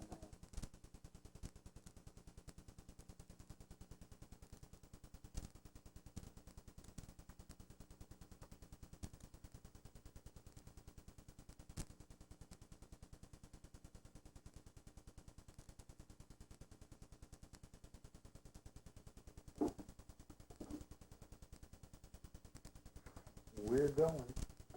You'll recall that when William John Wilcox left Massachusetts from college, he had been married to Lorena Green, and they went to Otisco, New York in 1808. And all of their children are supposed to have been born there between 1808 and 1821 when he left the church, and then in 26 came on to Napoli. One son, William, who was born there, evidently passed away before they came. So that when they came, there were 5 sons and 1 daughter to come to Napoli. The oldest one was Lansing, my grandfather. And then there was Uncle Austin. And he became a Methodist minister. Then Mary, the daughter who came, married Dr. Harmon, who was, I believe, the first physician in the town of Napoli. Then there was Samuel, who later became Dr. Samuel Wilcox, that we talked about a little bit before. And Helen, at this point, continue Yes. on. I'll be right back. Jennifer needs something. Just tell the story. All right. Be right back. And then Gordon, he was another one who wandered west, and we just since I have been here, I had a letter from a man up in Arkansas who is a descendant of Gordon. Then there was Lysander, who lived on the farm down below Wilma, and I remember him. He's the only one of the family that I ever knew. I never knew him well. I don't recall what year he died, but I know I was a very small child. I was always left with the impression that he was a little bit of a cantankerous sort of an individual, but I don't know. The only ones of his family that I ever knew, he had a daughter, Jenny, who married a man by the name of Cross, and they lived in Rochester. And their children used to come out to the farm many times through the years, and they were nearer the ages of my older brothers and sisters. And but even after I retired and went to Florida, I was in contact with one of their sons who lived down there, but whom I'm sure has now passed away. But Samuel, I think, is one that we've known a great deal about. He was the one that became the physician and made his house calls on horseback that we spoke about in one of the earlier units.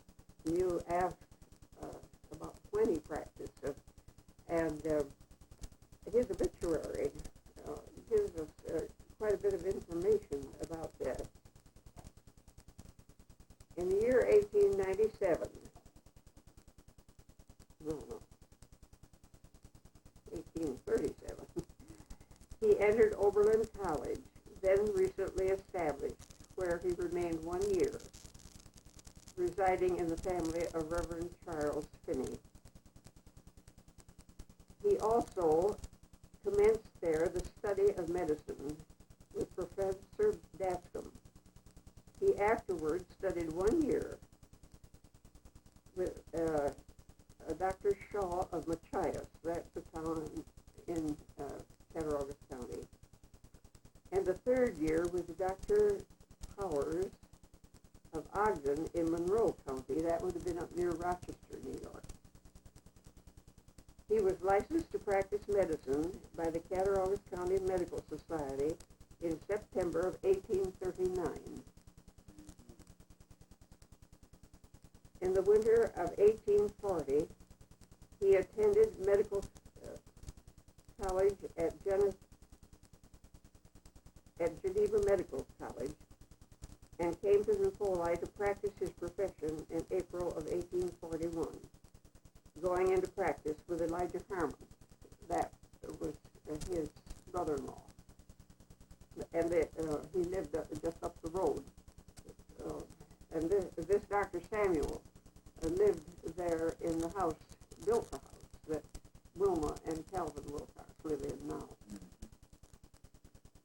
He resided in Napoli from that time until his death, with the exception of 1.5 years when he resided in Randolph.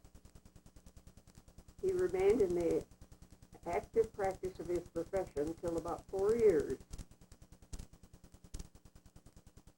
since when the gradual approach of paralysis forced him to retire. From that time, the disease crept slowly over him until on the 29th, at about sunrise, he passed gently away. For many years, Dr. Wilcox had been an exemplary and faithful member of the Methodist Church of Napoli and was among the most active in the affairs while health lasted. That gives you a little idea of how much education they had to have in those days. When his daughter, Frances, was born in 1849, just 2 years after my father was born. And she lived until, I believe, around 1930. And I knew her very well. We always called her Cousin Frankie.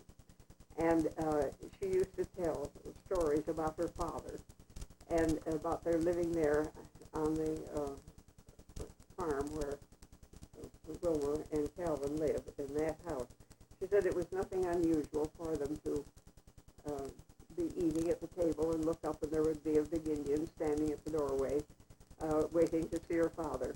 And when I told before about his having to ford the river, the Allegheny River, when he did that, he was going down onto the Indian reservation.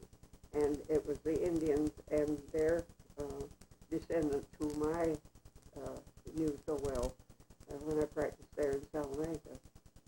And then she said sometimes they would look out and there would be Indian women sitting under the trees in front of the house nursing their babies. The Hardscrabble Road, which is called the Hardscrabble Road that goes down past there, was the Indian path between the Allegheny Reservation and the Gowanda Reservation, which was some 35 miles to the north. And so many of them went right past their house, going over back and forth between the two reservations. But, I just used to just love to hear Cousin Frankie tell about her father and the things that he did. She married a man by the name of Benjamin Condon, and they lived in Randolph, which is just 4 miles from the Napoli to the west. And they had 3 sons and a daughter. And all